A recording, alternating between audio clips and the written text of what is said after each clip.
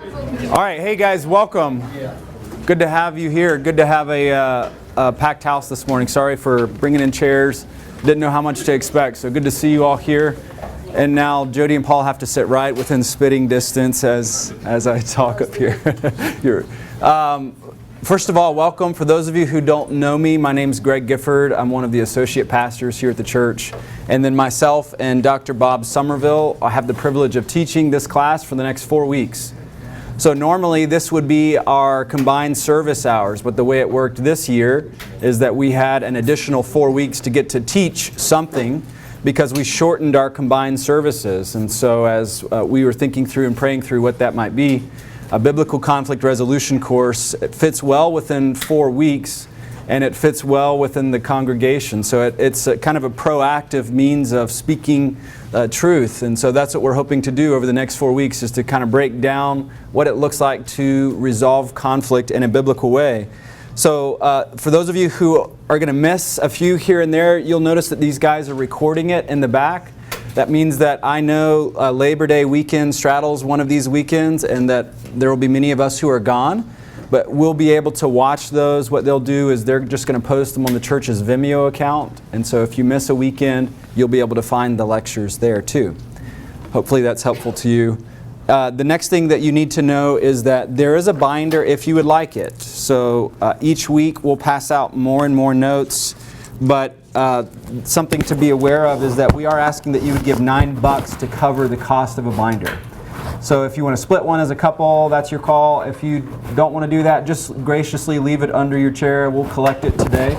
But what the goal is you have a packet coming around now for today, and then you'll have notes from Dr. Bob that are already in here, and then you should have these two resources. One is called Forgive as the Lord Forgave You, and then the other one is Peacemaking Principles. We're going to talk through some of these. This is done by Ken Sande's group. And it's just going to be kind of like a synopsis or summary sheet of some of the things that we talk through. So if you're missing one of those, be sure to grab those before class is done today, and we'll get that to you. All right, so a few more thoughts. The goal is that at each session or lecture, we'll leave just a little bit of time for Q&A. And so that means that as you have questions, jot them down, because most likely someone else is thinking that too. So my goal is about 10 o'clock today. I'll be done with the formal lecture part, and that we'll be able to dialogue just a little bit. So feel free to save questions, have questions. If there's something that I've missed in the notes, I know you have a couple of blanks here. So if I overlook something in the notes, just let me know, and then I'll be sure to give you that blank. I know that there are the perfectionist students among us, that if I leave a blank, it will not be good. Any questions up front? Any questions? Okay, well, let me do this. Let me pray for us, and then we'll get to it. God, we do thank you that you are a God who gives us wisdom as we interact with difficult circumstances in our life. And we think of conflict, and we recognize that many of us don't enjoy conflict, and yet all of us are experiencing it to different degrees. So pray that through the principles of your word, as we seek to teach them in this class, that your people would be equipped to respond to conflict in a way that honors you and blesses them. And we ask this in your Son's name. Amen. All right, so open up in your scripture. Let's go to James chapter 4. James chapter 4. Today I have the privilege of bringing to you the first session in regard to the source and solution for conflict. So our goal today is to seek to understand, where does conflict come from? And then what's the solution for conflict? So I want to start by just posing a few questions for you. I want you to think with me about how you would answer this question. You don't have to answer this out loud, but think with me what comes to mind whenever I ask you this. What causes conflict in your life? You start to think that through. What causes conflict in your life? Oftentimes we begin to think of the obvious things. You think of busyness. We have 2 schedules at home that we're working with, wife and husband. We're in passing. We think of kids. Some of us have multiple kids. Some of us have 1 kid. Kids can encourage conflict. Maybe that's the way that we would think of that question. If you've sat in the 405 recently, There's some inner conflict, perhaps, that you've gone through. You continue to go on. Perhaps finances, or a lack of finances, or what to do with finances. Sometimes as a couple, we wrestle through how the best way to steward our money should be and what it should look like.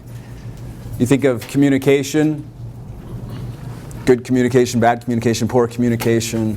What happens is when we ask that question, what causes conflict, many times our mind starts to go towards those things, the traffic, the work, the busyness, the finances.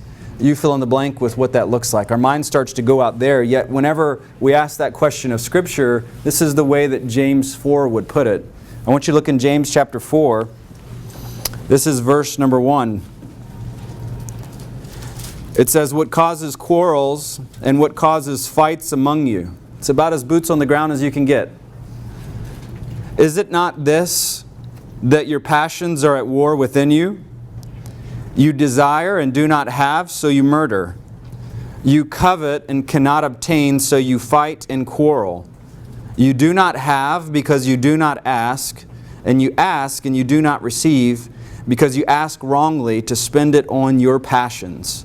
You adulterous people, do you not know that friendship with the world is enmity with God? Therefore, whoever wishes to be a friend of the world makes himself an enemy of God. Okay, so pause with me for a second.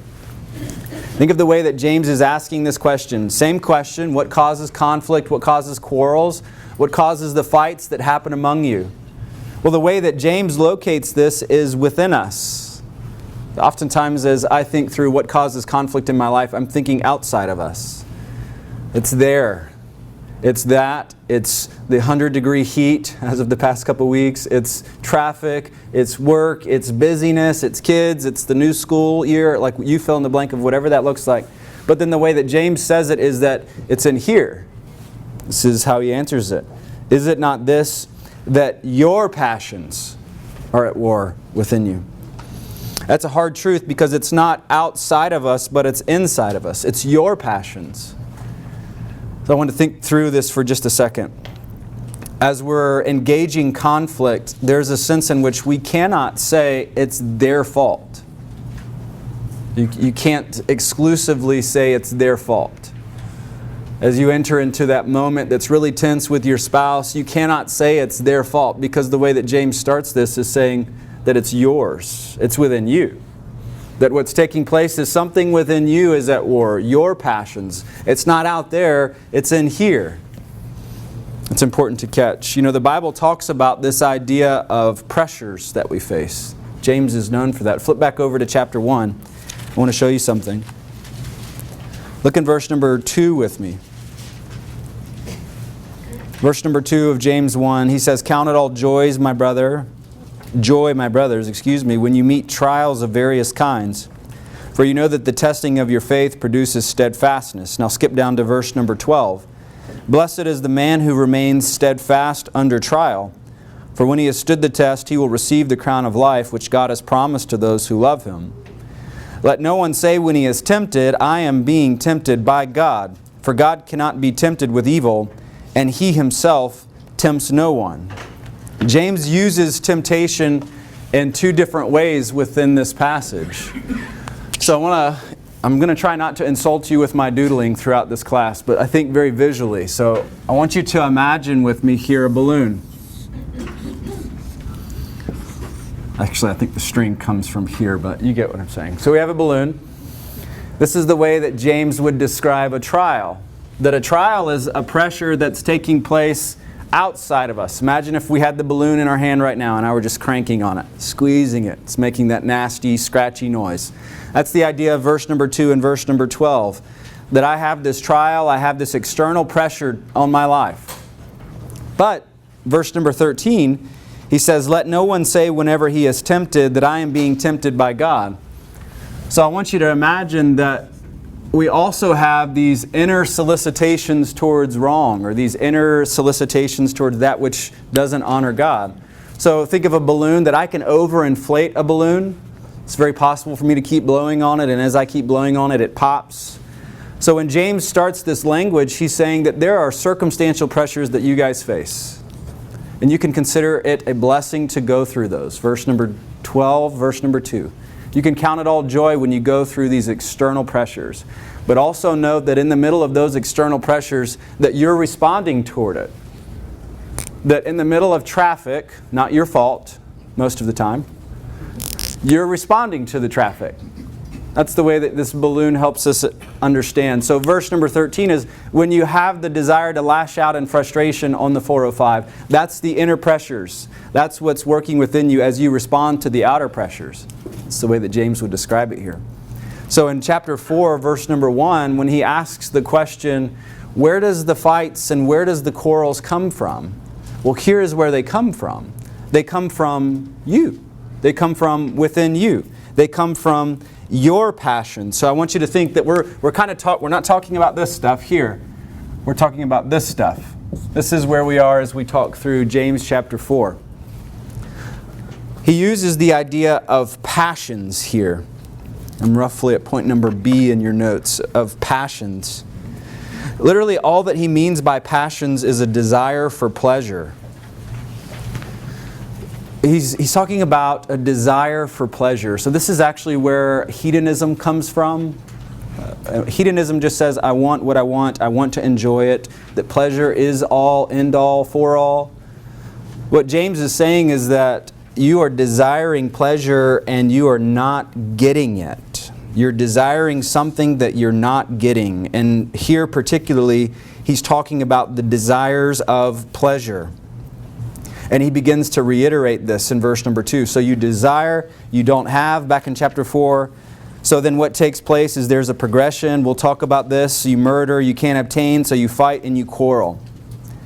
The source of conflict, according to James, is that we are desiring something. We're desiring something. Think about this with me. We're not getting something that we want, and there's conflict. So I want you to imagine this with me. I'm at point number 2 that says, often desires aren't inherently wrong. Sometimes whenever we begin to think about conflict, we think about all these heinous things that we could be desiring. Maybe I desire to rob a bank. Kind of a random desire. Hey, that's my desire. Maybe I desire to retaliate. Maybe I desire, you fill in the blank with that wicked desire that you would think, yeah, obviously that's wrong. But oftentimes, it's not that we're wrestling with bad desires, it's that we're wrestling with good desires that have gotten too big in our life. Let me try and explain that. I'm at point number A. This is the idea that good desires go awry when they get bigger than my desire to please God. For example, I desire to be respected in my marriage. You guys know Amber. I desire respect. Is that desire for respect something that's inherently wrong? Is that right? I agree with you. I would say no, that's not inherently wrong. What about, ladies? What about wanting a clean home? Is it wrong to desire a clean home? Man, you have to say no, like you're forced to say no on this one. I'm not trying to set you up. It's not wrong. Like there's nothing inherently wrong about desiring a clean home, or the clean carpet, or the clean floors that would go with that. Is it wrong to desire some peace and quiet? I think that a parent must have just chuckled. Like we wouldn't say that desire is inherently wrong, would you? I mean, I don't think any. Please let me know if you would say that it's wrong to desire peace and quiet. Let me make a confession that I actually enjoy Sunday afternoon naps a lot. Let me explain some of that.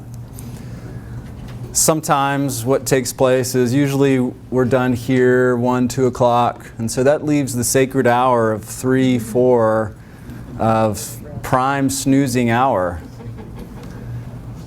I desire to take a nap on many occasions on a Sunday afternoon. It's just like a sacred liturgy that I engage in, an act of worship, I think.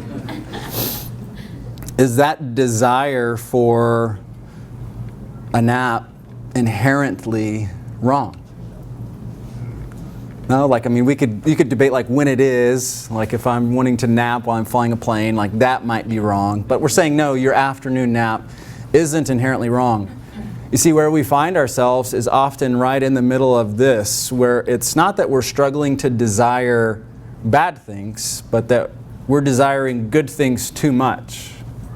Let me explain that to you. So here is about the time where Greg's nestling down on the couch on Sunday afternoon, 3:30, and the sleep ninjas are attacking and I'm giving in to them, and then inevitably what comes is my sons come bubbling through the living room and wake me up right when I'm on the cusp of falling into that comatose state. And then when I respond in a sharp, sinful, rude tone towards them, what's just happened is that I've had a really good desire, really, really good desire, that's gotten too big in my life. It's just something as simple as a desire for a nap can be that. And then now you fill in the blank with all those desires that you have in your life, that you have desires that are inherently good. Like, I wouldn't say those desires need to change, but what you have to understand is that a good desire, even something noble, can get too big in your life. Let me try and illustrate this with a diagram here. So as you're thinking this through, I try and help you see that I'm going to show you concentric circles, or circles that would correspond to each other. So ideally you can see this. So you have at the top here this large white circle. This is the enclosure that I gave you. It's towards the back of your note packet. Hopefully you've received one of those. So at the top you have this overarching, massive white circle, and that white circle is attempted to suggest that we should have an overarching, massive, non-compromisable desire to please God. But that you and I are people who have sub-desires too. We're not Stoics for Jesus. That to some degree, most of us are desiring money, not to make you sound like you're out just for money, but most of you go to work so that you can get paid. That's at least part of the equation. Well, let me encourage you, you're not in sin if you desire money for your work. That's normal. That's part of your worthiness of an employee, is that you would be compensated for your labor. But the problem is if that desire for money gets bigger than your desire to please God. Or we could fill in the blank with appreciation. I think it's totally appropriate that you would desire appreciation, especially from those who are close to you. But as you think of that small sub-desire, what we understand is that that sub-desire of appreciation can get too big in my life. Meaning that I want appreciation more than I want to please God. Fill in the blank with some of the others. This one's more recent to us. We just moved into a new home this past week. Is it okay for you to desire a home? Yeah, absolutely. That would be weird if you didn't desire some living structure. If any of you are wrestling with that. But is it very possible for you to desire a home more than you desire to please God? Yeah, absolutely. So all I'm trying to illustrate with this diagram is that we have these sub-desires for family and money and love and appreciation and houses and the location of the houses and the size of the houses, and you fill in the blank with all of those sub-desires. But the goal is that none of those desires would get bigger than our desire to please God. That none of those desires would get bigger than our desire to please God. So that means that you go desire a house to the glory of God. You go desire appreciation to the glory of God. That you go desire a family and love to the glory of God. Those are all worthwhile and appropriate. But at the moment that that good desire gets bigger than your desire to please God, you know that it's gone awry. Let me try and show you examples from Scripture of good desires. You have these in your notes as well. This one comes from 1 Timothy.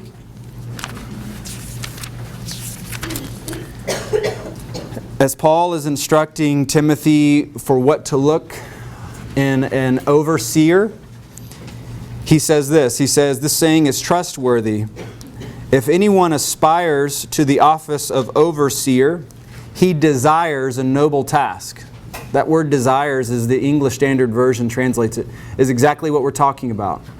If someone desires to be an elder, that's the term that we use in our church, that's a noble desire, a worthwhile desire. You don't have to scrap that desire.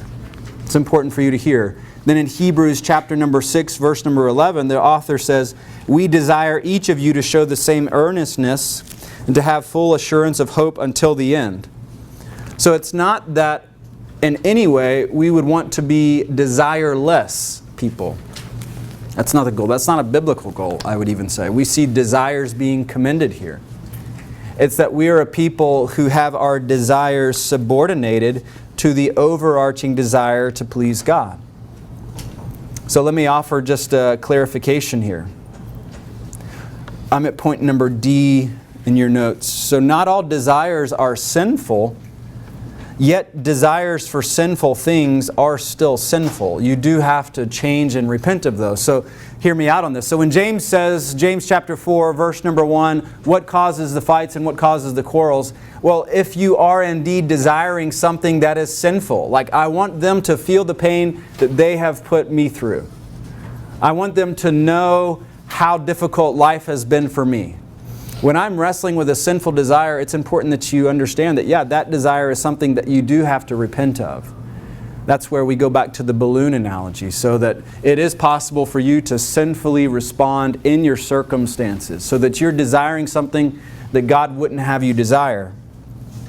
But most often in our circles, it's not like we're wrestling with those desires, or we don't know that they're wrong. That's not where we're at. Most often for us, it's that we're desiring something that's not inherently bad. We're just desiring it too much. We want love. We want kids who obey us. We want to be thought of as put together. We want reciprocity. We want to go home on time on Friday afternoon. Like most of us aren't wrestling with these really malicious and nefarious desires. It's that we're wanting good things and we're just wanting them too much. Is the way that works. So the clarification is that yes, maybe there are things that we have to repent of in our desires, but that big picture, we want our desires not to go away, but to be subordinated to our overarching desire to please God. So this is the way that James continues on. So go back to James chapter 4. Let's look here at what he says.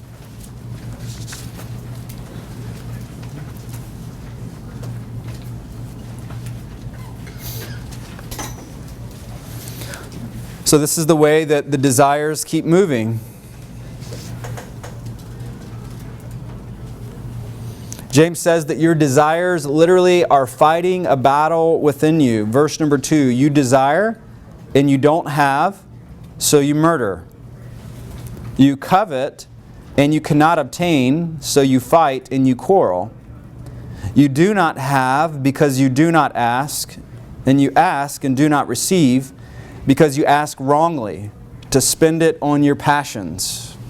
What's he mean by that? This idea of waging war within you, fighting within you. So we see here that he begins to explain that immediately after. So that this war is waging, literally a battle waging within you. And here's what that battle looks like, that you're desiring something that you're not getting. So then the way that verse number 2 goes is that you murder, that you covet. You can't get it. You're desiring to have it. You can't get it, so you fight and you quarrel. And then he says what's taking place is that you don't have because you haven't asked. And then when you do ask, that you're asking with wrong motives. Spend it on your own passions, so you're not getting it. This is the idea that when we have an inner desire for something and we're not getting it, that we're beginning to punish.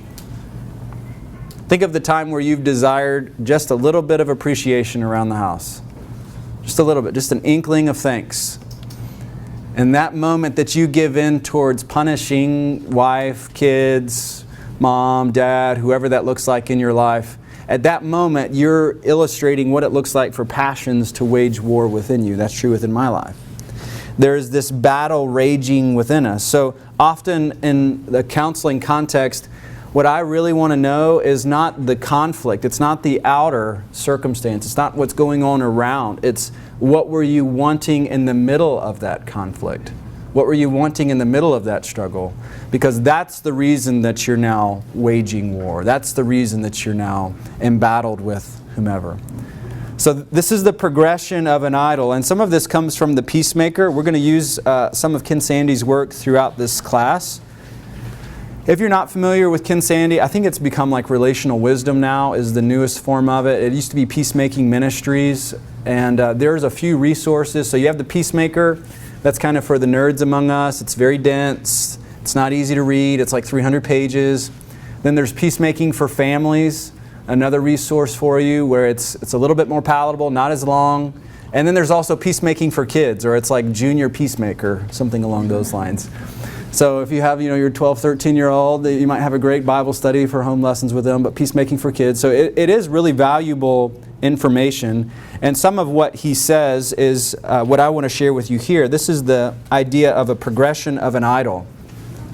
So this is really the way that it all starts. A progression of an idol simply goes, I start by desiring something, and it doesn't make that something sinful.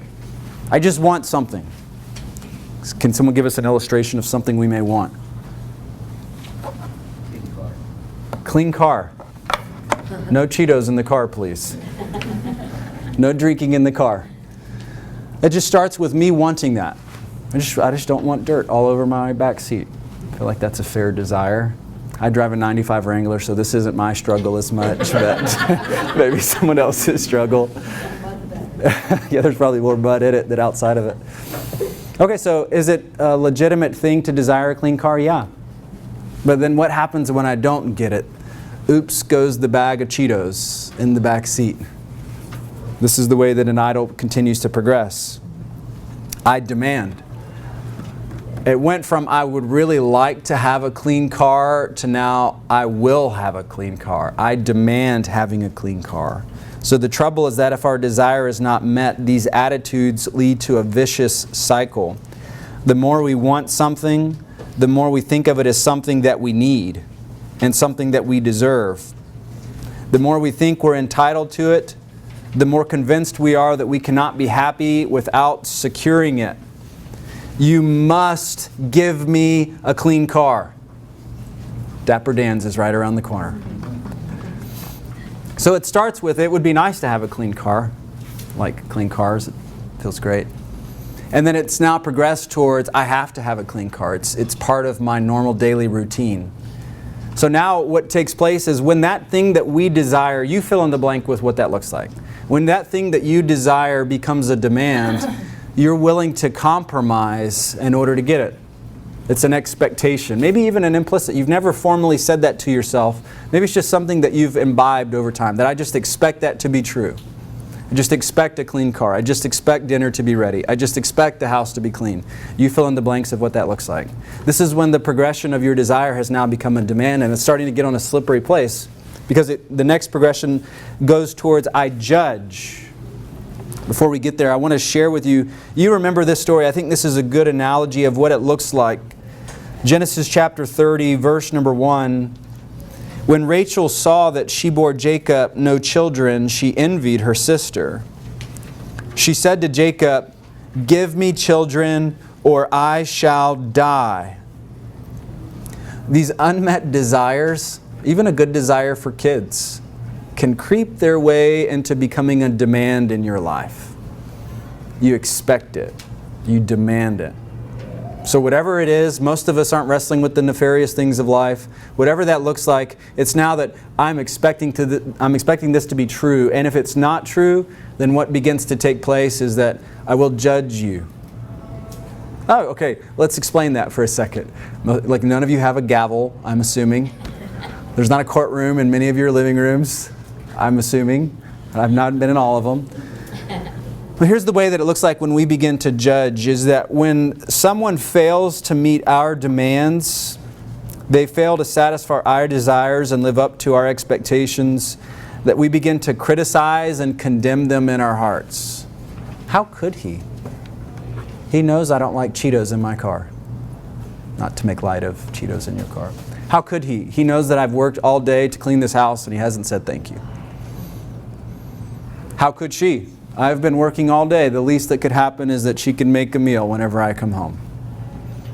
So what's now happened is that you haven't expressed this formally, That inwardly you're disappointed because someone hasn't given you what you were demanding, your desire that began to morph. So it starts with just kind of this inner disappointment. This is where people begin to ask you, are you okay? I'm fine. They can know. Like especially your spouse, they see it in you. I'm fine. I'm okay. What's up? What's bothering you? So it's at that moment now, I haven't got what I wanted. I'm on the cusp of giving in towards a sinful response, that inwardly I'm starting to judge you, to think that you don't care for me, you don't love me, you don't prioritize me. I've done all these things for you. You fill in the blank of what that looks like. And I begin to inwardly and potentially outwardly even criticize. So is dinner going to be ready tonight or not? Are you going to help me pick up around the house, or are you just going to sit there? Have you heard those comments? I don't see any elbows moving, so that's good. There are jabs taking place in here. I mean, maybe I'm the only one that's experienced that. Are you going to help me? Or are you just going to stand there? That's us now moving towards this outward criticism, criticizing of this person who isn't giving us what we want. We desired help cleaning the house, and they're not helping us. We desired a warm meal when we came home, and there's not a warm meal when we came home. So here it continues to go down this slippery slope of, all right, it started as something that wasn't inherently bad, maybe even a good desire. I didn't get it, and now I'm all the way at the point of punishing you because you didn't give me what I want. So point number E is that I'm willing to punish. When others fail to satisfy our demands and expectations, our idols demand that they should suffer. Whether deliberately or unconsciously, we will find ways to hurt or punish people so they will give in to our desires. That really makes us all sound bad, doesn't it? Let's domesticate it a little bit and see if it lives where you live. This is where you didn't want to wake up on Saturday morning and do chores that day. Like, that's not what you had in goal. That wasn't it. But your spouse now says, hey, we really have these projects. If we don't do it now, then we're going to be in a tough spot. So you do them. You're just slamming stuff and you're pouty all day and you're grumpy about it. You've never swept the floor that hard in your life. You don't need the power tools because you're just able to crank it in manually. You're so angry. You do it all. You're just puffy, slamming things and upset. That's what it looks like for us to begin to punish. I didn't want to be doing house chores all day on Saturday. And here I am weeding, pulling grass. You fill in the blank of what that looks like. So what takes place in the progression of an idol is that we have a desire, potentially a good desire. And now it's all the way at the point to where I didn't get what I wanted and I'm willing to punish you because of that. Typically your punishment's going to come out something like this. There's two overarching categories where it's withdrawal. Some of you are experts in withdrawal. You just go away. Isn't that funny how that works? Like, we don't see you for the next 2 to 3 hours because we know that you're mad. Dad just needs some time. Mom just needs some time. I just need some time. That's this idea of withdrawal. I'm okay. I'm fine. Just need a moment. I gotta go on a drive. Okay, we'll see you in 3 hours. Like, I don't know what that is. Hope you come back. That's those of us who it's like, well, at least I didn't say anything bad. At least I didn't blow up on you. That's the withdrawal response. But then there are those of us who we don't mind telling you that we're upset that you didn't give us what we wanted. We're not the puffy, pouty, going to withdraw and sulk for the day. We're the ones that are going to tell you exactly what we wanted and why you're failing to measure up to it. Think of that with me. Oh no, I'll tell you that I wanted to go out on Saturday. I don't want to do chores. I don't want to work around the house all day. I wanted to go out. I wanted to relax, go hit the beach, something like that.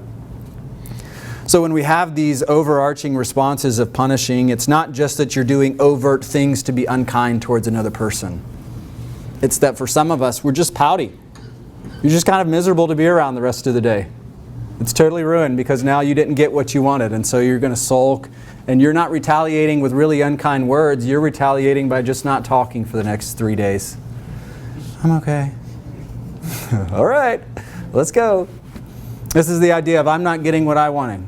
I'm not getting what I wanted, and now it's culminated, and I'm willing to punish you because of that. So how do you know when a good desire has gotten too big in your life? This is the question.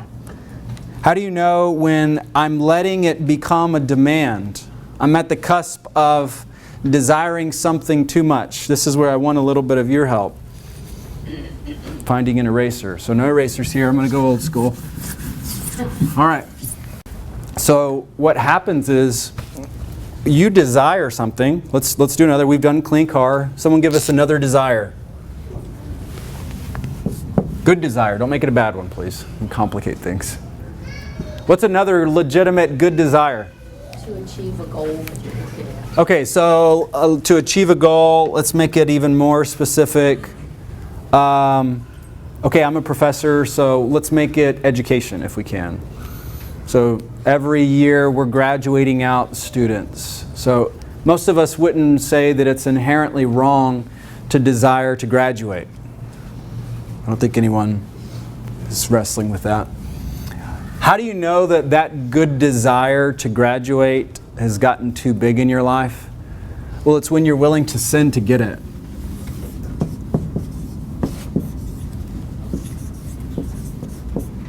So for instance, I'm in my final semester at school, and if I don't pass this test, I won't graduate. And so I'm willing to now cheat on this exam so that I can graduate. Well, what's just taken place is that I had a good desire. That was an entirely legitimate desire to graduate, but now I'm willing to sin to get that thing. That good desire has gotten too big in my life. But you also know, this is the second aspect, that I'm willing to sin to keep it.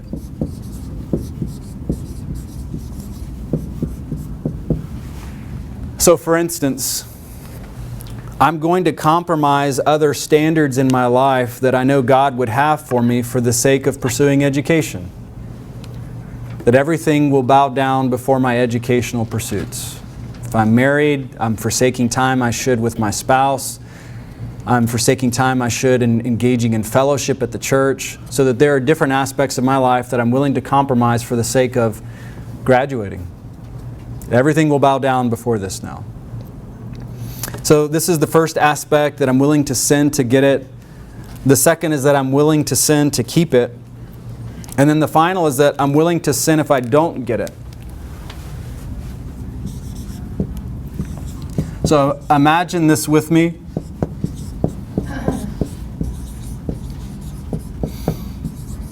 You didn't graduate. You failed that exam. You didn't get what you want. And so now what happens is that you're responding in a sinful way because you didn't get what you wanted. Maybe you go toilet paper the school. I don't know if people still do that. We used to do that in high school if we were mad at the school. TP that place. Sorry, confession time. Okay, whatever that looks like, you didn't graduate when you intended, and so now you're willing to retaliate in a sinful response. It's a bit out there. Maybe let's do one that's a bit more in here. You want your spouse to appreciate you. You want your spouse to appreciate you. Totally legitimate desire. But that good desire of your spouse appreciating you can get too big in your life. So how do you know that your desire for appreciation has gotten too big? Well, I'm willing to sin to get it. I'm going to be rude to them so that they will be kind to me. I'm going to snap at them. Isn't it funny how that works? You should be more thankful for me. I work hard for you. Or, I have appreciation, and I'll do whatever it takes, I'll compromise whatever it takes to maintain that appreciation in my life. Meaning that I may not speak a hard word to them. I may not tell them the truth for the sake of losing that appreciation. Or, finally, if I don't get appreciation, oh, it's on. It is on. You will not hear another kind word from me for the next 3 months. Because you haven't not explained, but you haven't demonstrated appreciation. Now substitute any desire that you wrestle with. The desire for a meal. The desire to be left alone for a little bit. The desire for some peace and quiet. The desire for a vacation away, the desire for your kitchen to be complete, the desire for you to do dinner at your parents and not their parents. You fill in the blank with what that looks like. All of those good desires can morph into something that's gotten too large when I'm willing to sin to get it, willing to sin to keep it, or I'm willing to sin if I don't get it. So I think I have a little bit of time to pause for this. So let me pause and see, does this bring any questions or thoughts to your mind? This is usually where there's questions. Yeah, Kenny. Well, my thought is more of a thought than a question, but perhaps you could comment. Most conflict involves two people, and so they may be interacting with a person who has similar things going on in them. So that while this is very cut and dried and it makes sense, frequently we're dealing with a person who has their own expectations. Right. And so it's the interplay of the two that frequently causes problems. Yeah, good. So Kenny's saying that it's not just you, it's also the other person's response. And so that's right. The other person does contribute and encourage, but you recognize that the other person can't cause conflict.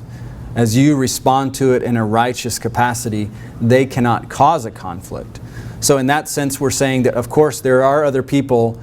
We're all engaged in society in some way of how other people have expectations. They're wrestling with desires as well.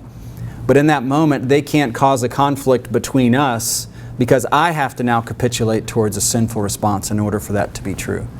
So think of the hyper-demanding boss. He may have some good desires that have gone awry in his life, but he can't cause a conflict between us if I'm unwilling to give in towards a sinful response. And you fill in the blanks with what that looks like. Any questions about this idea of good desires getting too big and progressing their way? Yeah. I have more of a comment. I think maybe one good way to practice managing some of these desires and not getting what you want but still being pleasant and a good person is through fasting. Just because you want to eat but you're not eating, and learning and growing and knowing how to be still a good person. Yeah. Process. Yeah, fasting has this way of exposing nerve endings. You guys ever felt that? Like when I'm fasting, I am on edge and I am confronted with the real Greg. And so fasting does give us that wonderful opportunity to evaluate who we really are, and if we're in a conflict, then also evaluate what we're really wanting. What are we wanting that's so important in this conflict with this person? It's good. Yeah, Jason. I think oftentimes we're blinded to our own sin. It's tough to see that in ourselves. What would you recommend? Fasting, is a great recommendation. What else would you recommend to identify some of these areas that have gotten? Yeah. So Ken Sande teaches a pause principle. So the question is, what would you recommend for helping you evaluate what you're wanting? We're not always the best at being self-aware. We just know we want our clean kitchen and we haven't paused to evaluate why or what that does for us.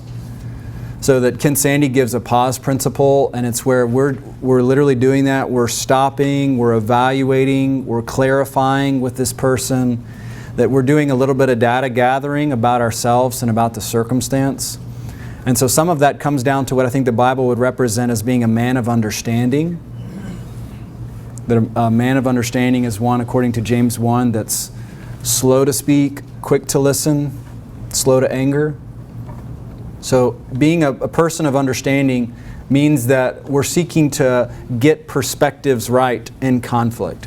So it makes sense why you spilled the Cheetos in the car, because I told you to bring the Cheetos with you in the car. So that helps me understand some of the clarification there. So that pause principle we'll talk through when we get to the go and be reconciled as well. Should be good. Yep, Kenny. I actually have a question. Do you think a certain amount of this is personality driven? If you're a type A personality, you want things the way. Yeah, good. Yeah, sure. So, first of all, the Bible doesn't say that you have a personality.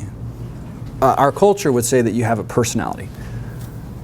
So, is it possible that we all have tendencies?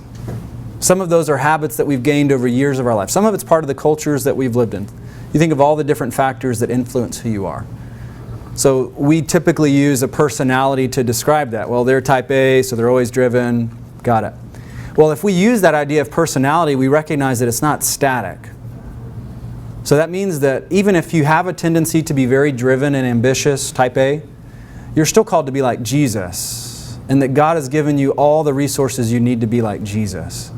And maybe you're type B, to where you're prone towards passivity, letting someone else do it and lead, and you're comfortable behind the scenes. That's fine. Both of those are fine. It's just recognize that you're still called to be like Jesus. So even though you may be a very driven person, that desire to accomplish and to drive and to lead, it still can't get bigger than your desire to please God. So at some level, you may have to deny yourself, die to yourself, and prefer someone else's interest as more important than your own. Someone who's not as ambitious or as driven, you fill in the blank. So yeah, totally. Personalities or dispositions, they would have an influence on this. But you recognize that at the end of the day, your personality is not static. That personality is still called to be conformed to the image of Jesus Christ. So we can't hide behind it. Well, I'm a type B, or I'm a type A, I'm a go-getter. Okay, like those are fine, but you're still called to be like Jesus in this moment. Hope that's okay. Okay, so now if you imagine your good desire has gone awry when you can meet this criteria. I'm willing to sin to get it, I'm willing to sin to keep it, and I'm willing to sin if I don't get it.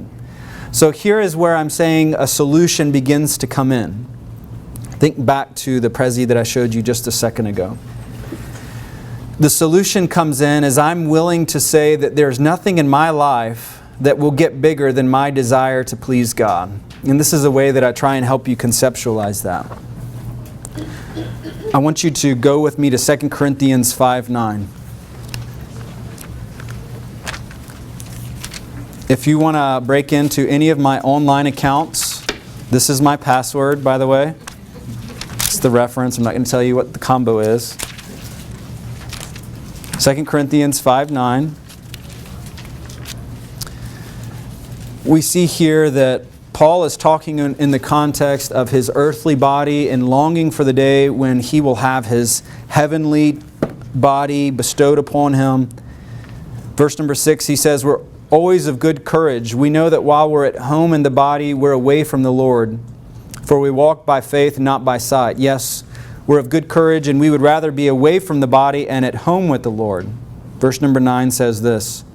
So whether we're at home or away, we make it our aim to please Him. You have to recognize that the Bible has called you to an overarching desire in your life. To please God. To honor Him. And in this context, when he's talking about home or away, it's not in Santa Clarita or away from Santa Clarita. It's that whether you're in this body or you're out of this body, that you have an overarching desire to please God. That nothing in your life will get bigger than that desire. Even my desire for appreciation. Even my desire to go home at 5 on Friday. Nothing in my life can get bigger than that. So when we think about the ability to resolve conflict, we're saying that the solution is a desire and a willingness to glorify God in all of these contexts. That there is no sub-desire that I have for money or love or appreciation or house that will get bigger than my desire to please God. So this is the first idea. This is really what the Scripture calls us to in every aspect of our life. 1 Corinthians 10:31 says, whether you're eating or whether you're drinking or whatever you're doing, do it all to the glory of God. So what do you do with your desires? Well, don't become a stoic for Jesus. You don't have to scrap a desire for love. You don't have to scrap a desire for marriage. You don't have to scrap a desire for reciprocity. Those are wonderful things if they happen in your life. But you do have to keep those desires smaller than your desire to please God. So if I don't get those things, if I don't get respect, I will still honor God. You desire marriage, but if you don't get it, will you still honor the Lord? Desire appreciation. But if you don't get it, will you still honor the Lord? Desire a godly spouse, but if you don't get it, will you still honor the Lord? So it's not that we're saying, or I'm suggesting in any way, that you should be stoics and that you should scrap any desire for anything and have zero expectations of anyone. But the Bible doesn't paint that portrait. What it describes is that all of those can be good desires as long as they stay subordinated to this overarching drive in our life. That even if I don't get those things, even if I don't get that godly spouse, even if I don't get love and appreciation, that I will still honor God in this moment with the best of my ability. So of course, there are times where we have to repent from sinful desires. You have that in your notes. You desire to just retaliate. You desire to be mean. Of course, you have to change. You have to be willing to grow in that area. But most of us aren't wrestling with the bad desires. Most of us are wrestling with the good desires that have gotten too big in our life. So I'm at point number 7 here in your notes. This is what's encouraging. You know, I come from the South. I think some of you know that. I'm from Savannah, Georgia. My wife and I grew up there. We're not the best conflict resolutioners, if that's a word. We would prefer to just avoid you for the rest of our life. I don't know if you come from a culture like mine. Oh, Daisy, it's hard for us to naturally want to resolve conflict because we don't do it. Like, we just bless your heart and we leave you alone. Like, we just leave you alone. Some of you, I spent a semester in Boston, Massachusetts. Some of you have been in a culture that you don't mind conflict. You don't mind shooting straight with people and telling it like it is. There's some of you maybe who are still in that boat. I'm the opposite. I don't naturally gravitate towards it. Maybe you do. Maybe it's much easier for you. What's good news for both of us is that conflict is an opportunity to glorify God. Conflict is an opportunity to glorify God. So that there are those like me who have to be willing to say, you know what, I can honor God in conflict. I can honor God in this time where I'm desiring something I shouldn't or I'm desiring it too much. That's okay to say.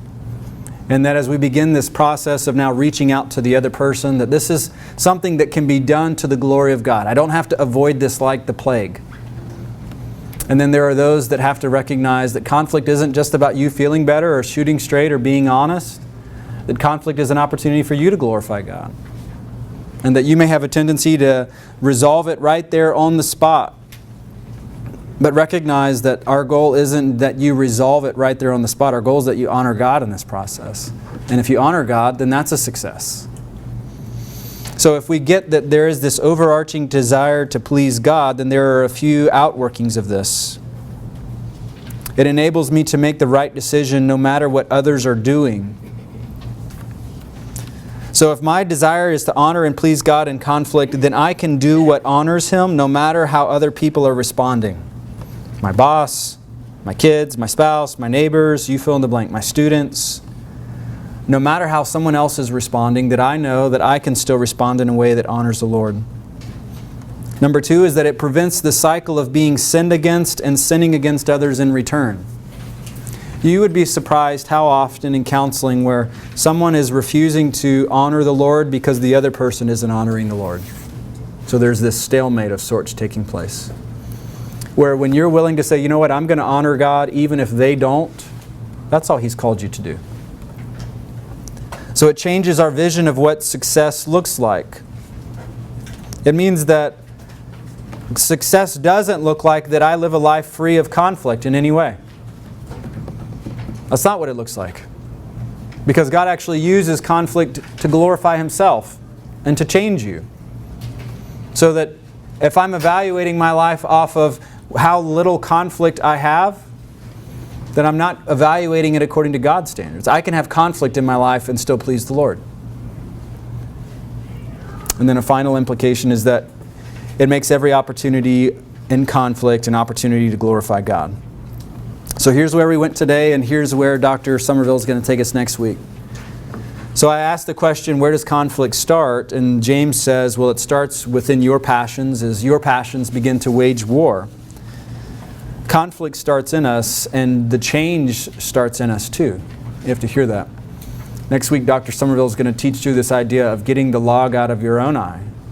What does it look like to exhibit humility in the middle of conflict? That if you're really going to help someone else remove the speck from theirs, you have to be willing to address the log that's in your own eye. And that conflict is never resolved by haughty people.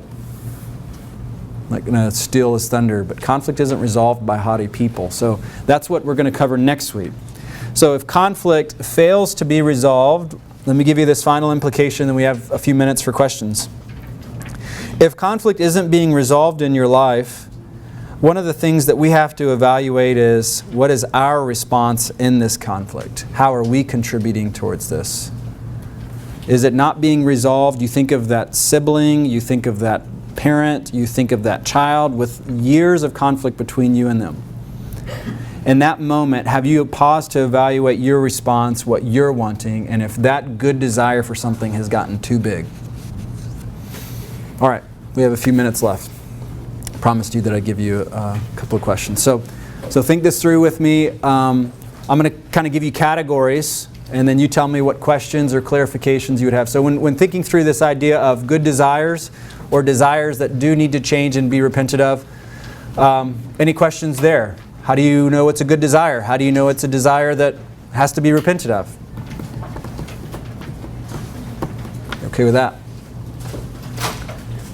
Oh, how I would love that I'm such a good teacher that there are no questions. So let me feed you a few more before you flatter me. Hey, Greg. Yeah. There should be a different standard in regards to like desires and demands in regards to your kids and then your spouse. Because like if I think the clean car, that's nails on chalkboard to me. But if your kids aren't keeping a clean car like you want them to, don't you kind of have like as a parent, you should be able to demand that of them. Yeah. Obviously like don't sin when they're not meeting that demand or whatever. But and then in a sense, you should be able to judge them also when they're not doing what you demanded of them. Yeah, right. So Zach's getting at a good point. So how do you still have expectations and hold people to a standard without it becoming an idol in your life? That's the question that we're getting at. I mean, many of you are managers of people. And so if you just totally let down any demand and expectation that you had for them, things would go awry at your work very quickly. So in this, we're saying there has to be a clarification. So I still have expectation as a manager, or I have expectations as a father, but that I'm not going to give in towards a sinful response in those expectations. So that means that when your kids bring the Cheetos in, that yes, they may have to vacuum it out. They may have to armor all the doors. But, this is personal experience. Sounds awfully specific, doesn't it? It means that in those moments, they still have to follow through with my rules as their father, but that I'm not going to capitulate towards a sinful response when they didn't do what I wanted them to do. They brought the Cheetos in, got it everywhere. That Greg's not going to snap and be angry and unkind and impatient and lack gentleness, because now that's my problem. That's not their problem.